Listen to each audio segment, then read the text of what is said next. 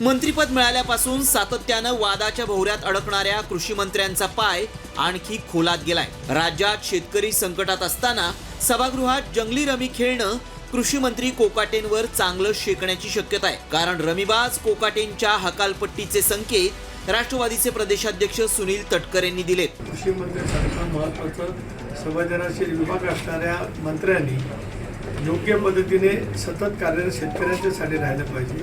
म्हणजे त्यांच्याकडून हे घडलंय ते अयोग्य असं मला नक्की त्या ठिकाणी वाटतं, पण शेवटी पक्ष सुद्धा त्यांच्या संदर्भातला योग्य ते निर्णय घेईल।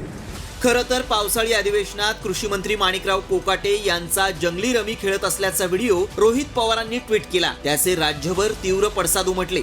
अजित पवारांनी कोकाटेंच्या कृत्याबद्दल नाराजी व्यक्त केली, तर त्यानंतर विरोधकांनी कोकाटेंच्या राजीनाम्याची मागणी लावून धरली आहे। शेतकऱ्यांविषयी असंवेदनशील वक्तव्यांनी कोकाटे यापूर्वीच वादात अडकलेत।